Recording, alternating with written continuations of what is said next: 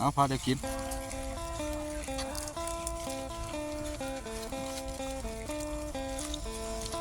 อ้อยนี่ในสวนในหนูบ่กระไรเขาเบิ่งวะขวยมันควัดกับเฮ็ดเฮาแข้งนี่ไปเบิ่งไปเขาเบิ่งไปหาไปยังบ่เฮ็ดแถวว่าเฮ็ดแล้วบ่มีใส่ไปเบิ่งเข้าไปเบิ่งเอายังใส่นี่เอายังใส่มันห่างแถวใส่บ่ปรับแล้วพี่เจ้ามาเบิ่งขวยนี่แฮงใหญ่ปุ๊บ่ได้กินแล้วมันต้นน่ะหนูเลยแล้วพัดอีกก่อนหนูไหลเลยสวดอ้อยปุ๊พี่มาเบิ่งหูนี่อีกนี่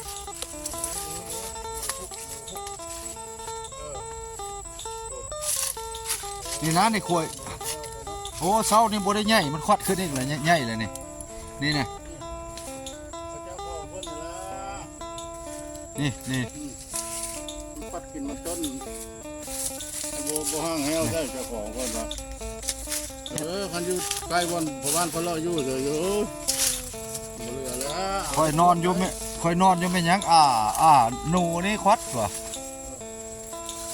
นี่ทางมันน่ะปุ๊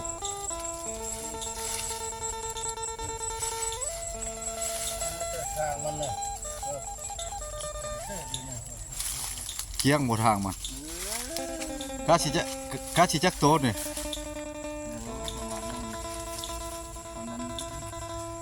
พ่อมันแม่มันแล้วก็ยันลูกมันอีกเนาะ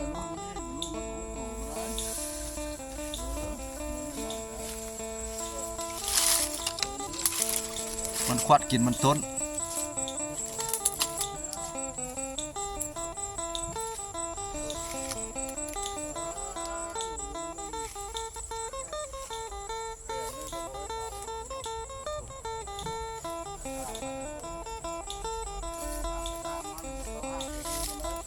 ห้ามใส่ทางบ่กระแทบได้ทึกบ่กระแทบทึกบ่มันกินหัวใดนะจะเอาหัวนั้นได้มันเอาพุทธเอาเห็นว่ามันควักกินนะมันเห็นมันควักกินมันต้นหัวนี่แหละมันกินมันบริเม็ดแล้วมันกินเครื่องนึ่งแล้วเอาละตัดเอาหัวตัวนั้น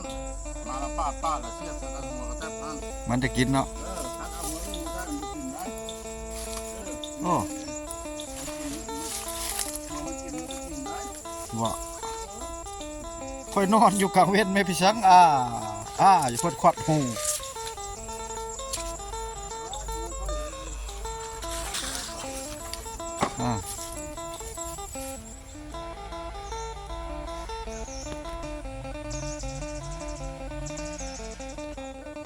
มองเนี่ยมันที่โพดมองมันที่โพดแต่ว่าป่ามันมีแต่ป่าใหญ่ๆแบบนี้ถ้าอันมันบ่ถึกแล้วน้องนั่นทักเลิกน้องนะ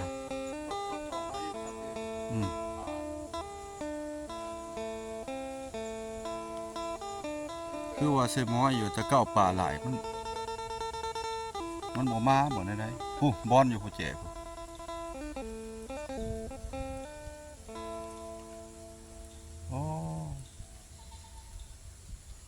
มีแต่ใส่ปะไว้นี่เท่านั้นแหละปะไว้มือเช้ายันถึกมาสวนคือเก่าพี่น้องเอ้ยมาใส่มองเอาป่า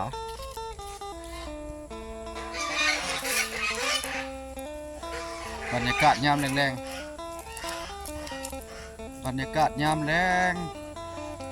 เลาะบนแคมสะแคมหนองนี่ก็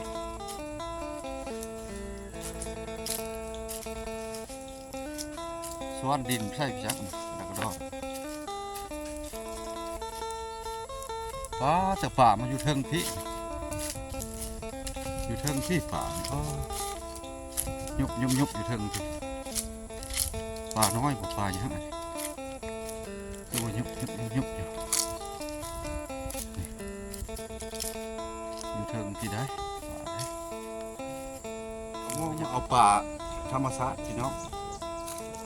เบิ่งนำกันว่าสิได้บ่หรือบ่ได้นี่มันหลายปีแล้วบ่ได้เอาแต่ว่าป่าธรรมชาติมันก็บ่แห้งน้องๆนี่ก็ได้ ลงใส่หมองไว้แล้วครับบ่ได้ถ่ายให้เบิ่งเนาะบ่มีผู้ถ่ายแต่ว่าใส่หมองไว้แล้วเด้อเอาห้ำอ้อยลงเบิ่งสิมาบ่ได้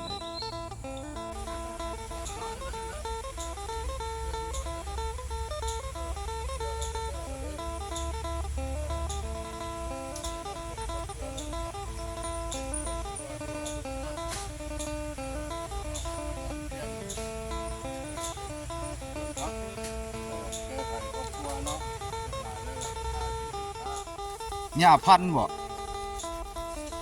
โอ้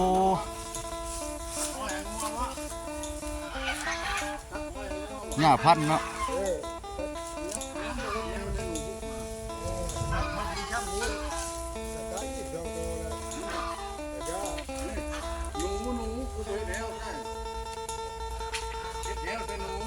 โอ้เพิ่นบ่อยากดีปานใดครับผู้ชม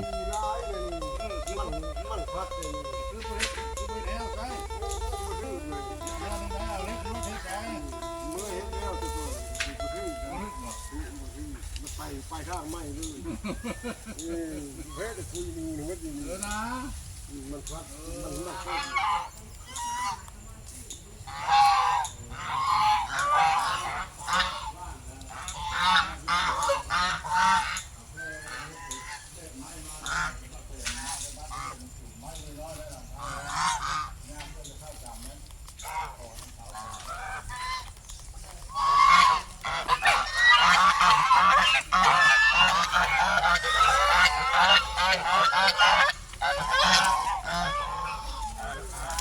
กินอ้อยยังเหลือ2โตนี่ละงอกิน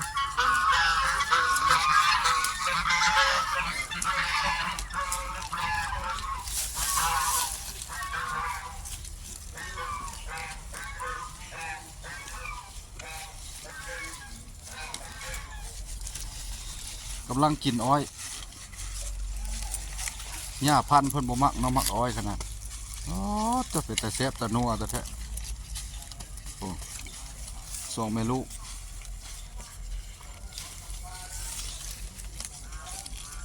กินเป็นแต่แซ่บแต่แท้เนาะเอาพาได้กิน